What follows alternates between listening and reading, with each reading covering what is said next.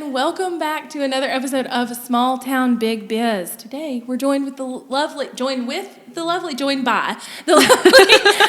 Becca of ReSupply in Boone. Welcome. Thank you so much. Yes. I told you, we flub up words here. It's fine. It's no big deal.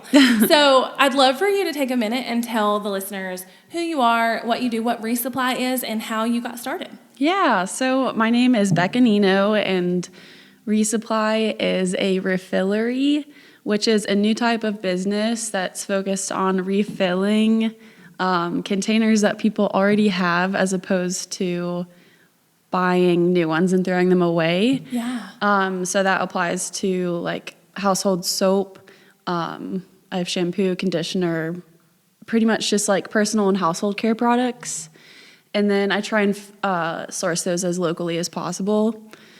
And also like household items like wool dryer balls. Oh, cool. Yeah, things like that. And it's cool because it's fun to look for local producers. Like the wool dryer balls I get from a person in Trade, Tennessee. Oh, cool. From her farm.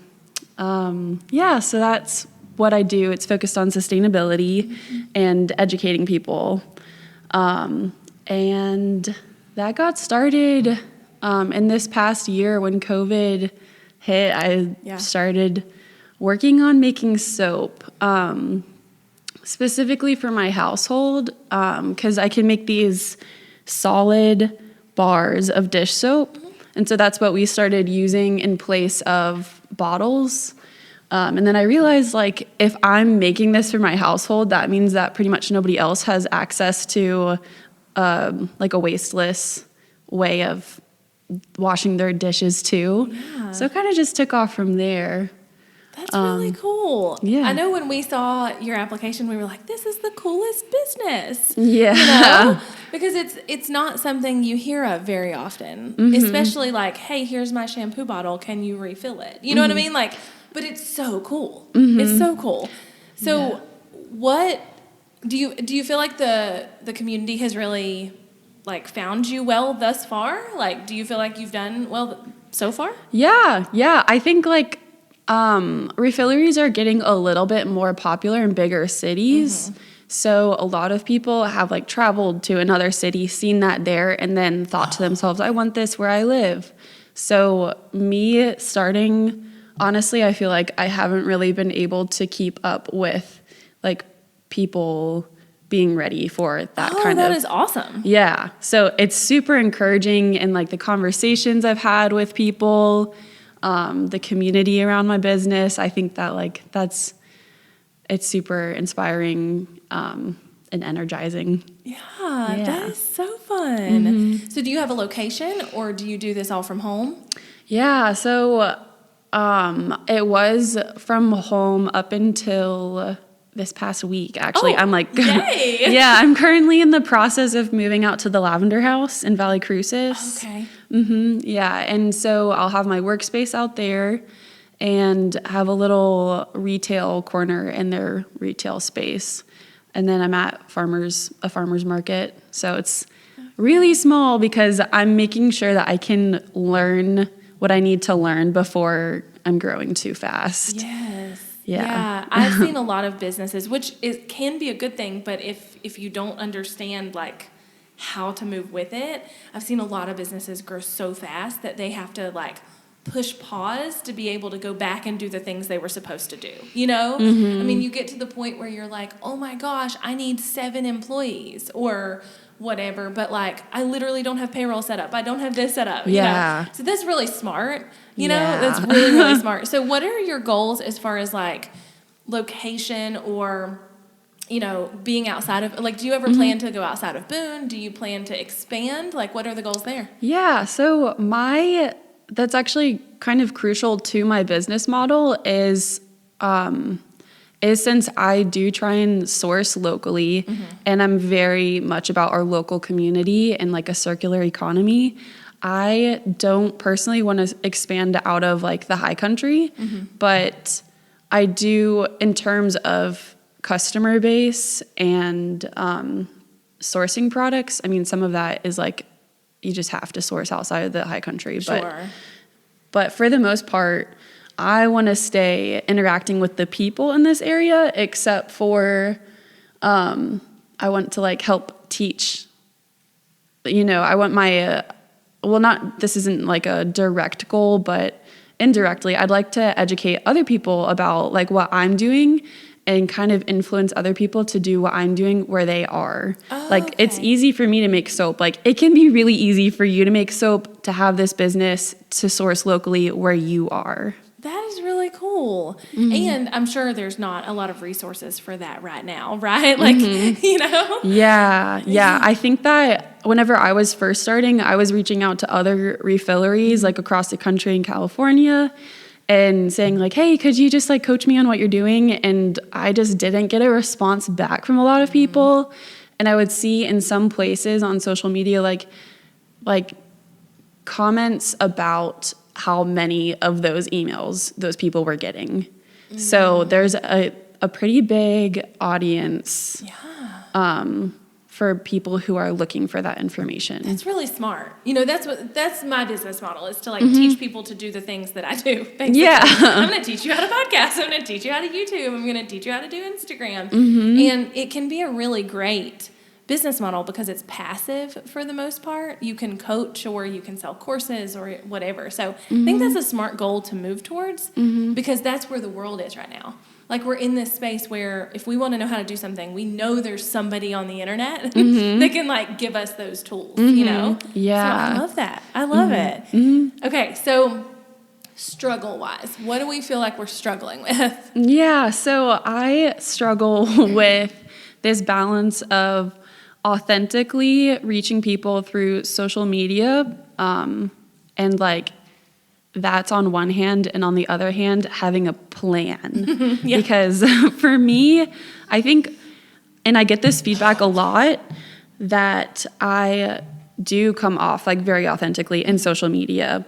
And I think that has a lot to do with like me posting when something cool does happen, like on that day, and then responding to people about that thing, but not having anything lined up in the future. So like I don't have a whole lot of consistency. Gotcha. I get that because, so I used to batch all my YouTube videos out for like months. I would be 3 months out, but then I would get really disconnected from my content. Yeah. And so I totally get what you mean. Yeah. Because then by the time you post it, you're like, cool, that. Yeah. I had excitement about that a month ago. Like, I don't have excitement about it now. Exactly. I totally get that. And first, I want to commend you on wanting to be authentic and kind of wanting to be the face of the brand, because that's so key right now. And so many people have a hard time with that because they're like, no, it's a business. Like, I don't need to show up. And I think you do a great job of that from what I can tell, And so first of all, yay for that, because I feel like most people are not doing that. But I would encourage you to like maybe not work so far ahead.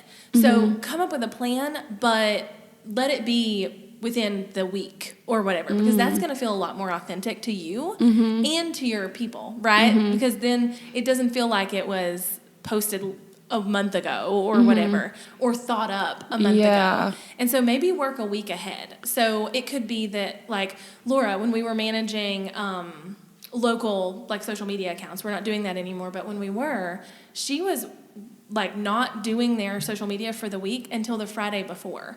And that way, if something, like pop culture wise or in the news or whatever happened, we could work really quickly to make sure that like we didn't use that thing. Like there was an example, was it Morgan Wallen? What? Was it Morgan Wallen that you pulled a quote and then he got in like hot water? Yeah, so like she pulled a quote for one of our clients who's like very like country and like, from a country music singer, not thinking anything of it.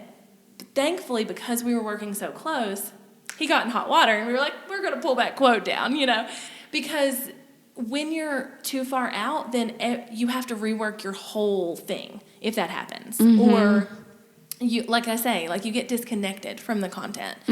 So maybe, make it be like every Thursday evening you work on the content for the week ahead. Because that's really what's good. It'll still feel connected. You're not going to feel disconnected within a week. You know what I mean? Yeah. But a month, I totally get. I totally get it. What kind of content are you I'm going to pull up your Instagram, but what kind of content do you normally post on Instagram? Yeah.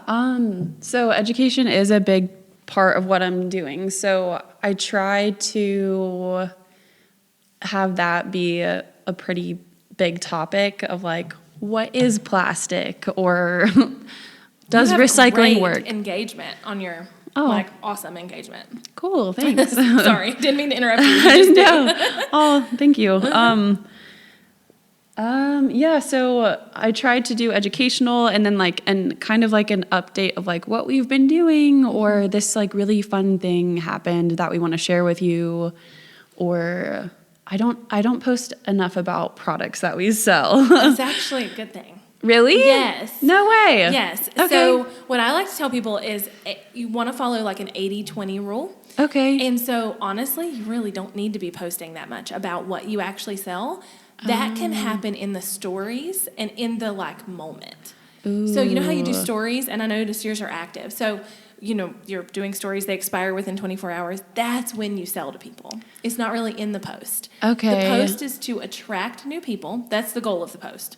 The post is like your magnet. It's going to attract new people, and it can nurture the existing people too. That's why you have good engagement. They like your post, But the goal of it's to attract new. The story's goal is to nurture, and that's where you can really show up authentically too.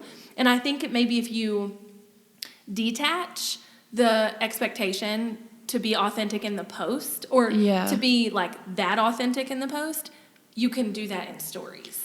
Gotcha. Because that's really where it matters anyway. Okay. Because that's what they're doing. They're watching your stories and they're engaging with your stories. That's so interesting. I never would have thought about that. Yeah. So I like to think of Instagram as like a cyclical kind of system, if you will. So like I say, the post, any reels you do, I don't know if you're doing reels or not. They're like TikToks, but on Instagram. They're doing really well. Reels are doing really well. I don't know how many times I've made that joke. A lot. I've made it a lot. But they're doing really well right now. And so if you can take advantage of some trends, like that would be great. But your posts and your reels, anything that shows up on your feed is just kind of the magnet. That's what's like getting people there. Okay. Then your stories is where you show them you show them behind the scenes. You show them what you've been up to. That's really where you do that. And then that's also where you can sell. Okay. So it can be like, maybe one day a week or a few stories every week. You're just kind of showing what's in your inventory, or showing you making soap and being like, you can get this kind of thing. Yeah. And that is how that converts. Okay. So you're doing a good job not pushing your products. And I know that sounds counterproductive, but I promise it works better that way. Yeah. Yeah, that's why I haven't wanted to post about them, because like I don't know, it just feels a little salesy. It is. Okay. It is. And which is, I think most people go the opposite way. And I really strongly advise against that. They're all product all the time. I'm like, but no, people want to see you. They want to see you behind the scenes. They don't buy from you because you're just what you do. They buy from you because of you, right? And so showing up on stories, that's where you're going to make those conversions, So I think maybe remove the attachment from the post to be authentic. Not that they shouldn't be. Right, but like, right. For them to be like hyper authentic. Yeah. Schedule out what you need to schedule out. Do what you need to do there. And then worry about the stories being authentic. Because that's where it counts anyway. Yeah. Ooh, Does that make sense? I'm really excited to take that information forward, because I was really stressed about that, honestly, of like feeling like I should be posting about products, and then but I don't want to. But like it feels much more natural to have stories where it's just like, this is me using the product because I use this every day. Exactly. Yeah, like I don't have to put it on like a shelf with like wallpaper. It doesn't have to be pretty. Yeah. Yeah. Like it can literally be you washing your hands in a story. You know what I mean? Like Yeah. it doesn't have to be pretty, Yeah. And I think that removes so much pressure too. Because if you're wanting to get pictures of the products, like you say, you're wanting to put them on a shelf and you're wanting to like edit them and make them look a certain way. And it's really not necessary, And I think too, we're playing footsie under the table. I'm sorry. No, I was like, did I kick you? But I think too, with the post, you can really focus on education. And then with the like what we're up to, keep that in stories and save them as highlight bubbles. Do you have highlights now? A couple. Yes. So you can totally save like what we're up to as like a highlight bubble. And so if people want to see that, they get to see it in not real time, but they get to see it in live action. Yeah. It's not just a post. Yeah. You know? Okay. Not to say you can't post about that. Yeah. You totally can. But if that's something you feel is important to you to like keep them updated on, this week I'm volunteering. Like I saw one of your posts about, was it like picking up trash or something? Yeah. Something like that.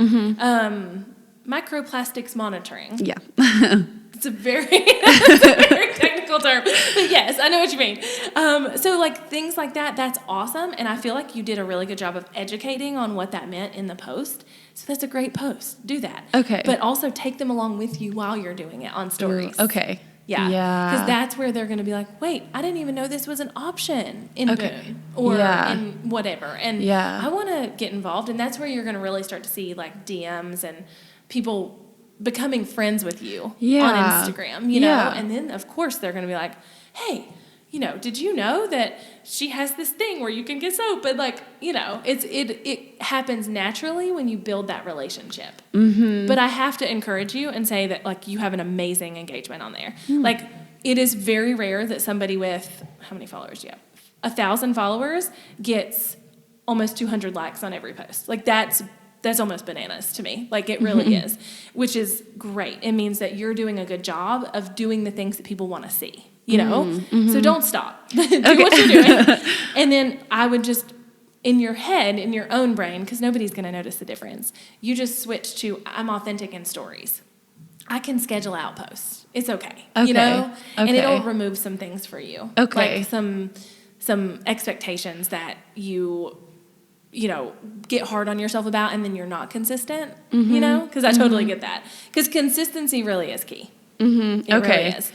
So that's more important, honestly, than anything else on any social platform. So if you're like, you know what, every Thursday I'm going to, you know, do this thing, then it feels like it's removing a little bit of that, you know? So do that and then be authentic in stories. Okay, and so what should I be doing reels?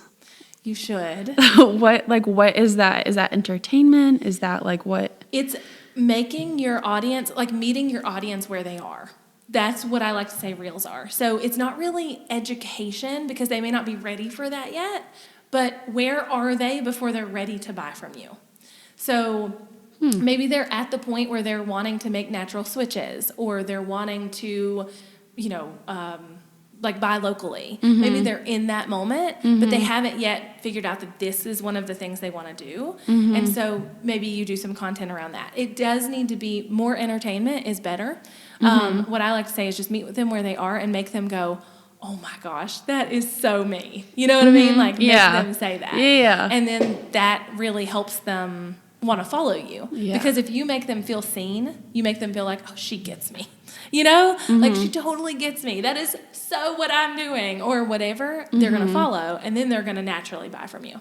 Okay. Yeah. Reels are a beast of a different color. They really are, you know? And I would say like scroll your own reels, not your reels, but like on your feed, the reels. Because at the bottom of your Instagram feed, there's a reels button. Didn't know that. Yes. So I can just show you really quick. Hold on. Let me. That's so interesting.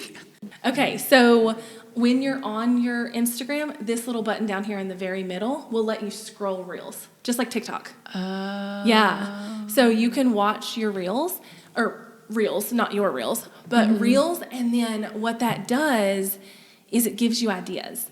So you can see like, oh, that sound is really popular. Use the popular sounds. If you see 6 reels out of 12 using the same sound, just use it because that means it's doing well, you know? So what I like to say is spend a few minutes every week. You don't have to spend a lot of time. Like I carve out like 20 minutes every week where I just scroll reels. For me, it's while I'm doing something I can't do anything else doing. So while I'm in the car line picking up the kids, that kind of thing. So I'll scroll reels and then I'll just save the reel and you can go back and access your saved posts. So when you're ready to like film a reel, you have those as like inspiration. What was your other, you had another question. I saw it coming up about reels. Did you forget it? Well, No, okay, so how are they different than stories? Oh, this is such a good question. And it's a question everybody asks. Yeah. So that's a good question. Okay. So posts are posts, right? Like posts are just stagnant images or 1-minute videos. They live on your feed. Mm-hmm. Reels are up to 30 seconds, and they are that entertainment. Think of them like TikTok. They are very much so like TikTok. Mm-hmm. They're not like in the moment. They're not like live or anything like that. They're pre-recorded. Mm-hmm. They're something like that. Okay. Stories are in the moment, and they last for 24 hours, and that's it. Mm-hmm. So you kind of get your in the momentness with your stories, and then your posts and your reels are what attract the people. Okay. They are both magnets. So posts and reels are both like the thing that gets people there. Stories are to nurture and to be like live in the moment. Okay. Like as soon as you record that story, it's going up, unless you save it for later or something. But for the most part, does that explain it? Yeah. Okay. One more question about reels. Yes. How do I make one? Like for beginners. For beginners. So a lot of people get really tied up in like having to be complicated or it like having to be too complicated.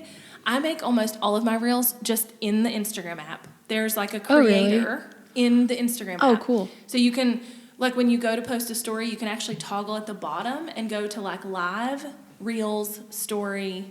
I think that's it. So you can just click on the reels section and then you get access to music. It'll all be there for you. Oh, really? Don't make it complicated. Okay. Because if you do, you won't do it, And because I totally know. And so some of my best reels have been 6 seconds long, and it took me that long to film it and make it. Like, don't get like all in your head about this has to be like this perfectly produced thing. I mean, there might be some that you want to do that take a little longer. Like if you wanted to do one where it like followed you throughout your day or followed a process, that might take a little longer. But you'll notice that like the reels that do best, or at least the ones that do best for me, are when I use a popular like voiceover or sound and position it for my audience. So there's one of my most popular ones is literally me just voicing over saying, "Stop, what the heck are you talking about?" That's it. It has like 400,000 views. It's insane. That's it. Yeah. It's me in my kitchen. Like it took me that long to film it. That's it. One take. It was done.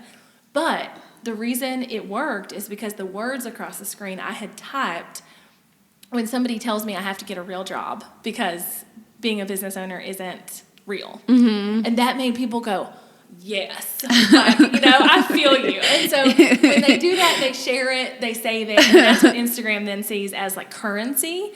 Okay, this is a good reel. So then they push it out. That's why it got so many views.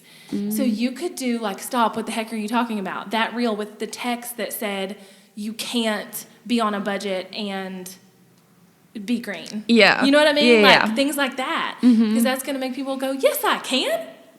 Yay, I'm glad she's saying this," Yeah. So it don't overcomplicate it. Okay. Now, another option is to make them in TikTok and export them out into your phone and then put them in Instagram. Because TikTok does have a bit more of like filters, music, some different features than Instagram has. But again, I always say, like, don't romanticize it. Like, it just needs to be a reel that like makes people feel like they get it, Okay.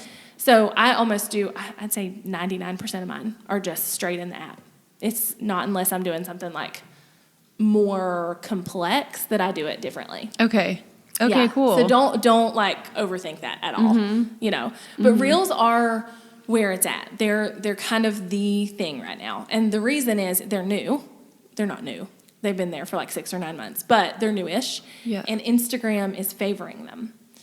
So really? I guarantee with the engagement you already have on your account, you would see a massive engagement on reels because they're already favoring them and then you already have good engagement.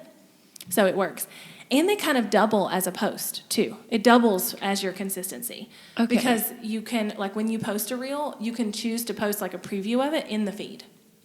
So, like if we pull up we pull up my Instagram here. Like if we go to my feed, almost all of those are just previews of reels. Like if you click that, it's just a reel. Yeah, that one's a fun one. I had fun with that one. But yeah, I mean, and then people can go to your Reels library and like actually scroll through and watch them. There's a ton of different like ways, but that's what Instagram is pushing. And so Okay. I always like to think of any social media as a machine or a monster, and we have to feed the monster, and it doesn't like certain things. It may have, we may have like lettuce in the fridge, but we may not like lettuce, and we choose to get the like popcorn. You know what I mean? The monster's the same way. Like, yes, this is a feature, but they don't love it. Yeah. They'd rather you be feeding them this other thing. Yeah. Does that make sense? You like my analogy? I like my analogy. Is it an analogy or a metaphor? It's a metaphor. Because it wasn't like or as, right? Yeah. Yeah. There we go. Yeah. Well, do you have any other questions you want to chat about? I don't know if this is a whole other can of worms. Like, Sure. So, I don't know. Mm-hmm. Answer how you will. Okay. I'm wondering, the only other thing I'm curious about my Instagram is, if I'm associating my business too much with myself. No. Okay. You can't do it. You cannot do it. Normally, I'm trying to pull people's arms and be like, put more of you in the business. So, no. Okay. You are good. Okay. It should be a lot of you. It really should. Because, again, they're not buying from the business. They're buying from you. And that's what makes them want to buy, is you. That's why there can be, competitors, especially in, a small town, right? Think about, Ashe County or Boone or whatever. And there's, 4 different people, but, one of them's always more popular. It's because they put themselves into the brand. I guarantee it. You could probably go watch everyone. Ooh, I've got homework. Yes.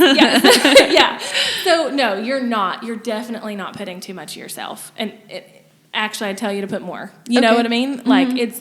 It really is a thing that people need to see now. We're in a generation where, my generation, you're not a millennial, are you? Mm-hmm, I Are am. you? Yeah. Are you at the tail front? Yeah, I was born in Okay. 94. Gotcha. So what is the millennial? 90? I think it's until No, it's- 96. yeah. And then We were just looking this up yesterday is why I know that. Okay. Yeah, because I'm 80. I was born in 86, and I'm at kind of towards the old end of millennials. And my sister-in-law is not a millennial. She's the zennial or whatever, that middle between Z, Oh. between X and millennial, because there's this weird middle generation. Yeah. So anyway, I wasn't sure how far millennials went, because I know Laura is not a millennial, but sorry.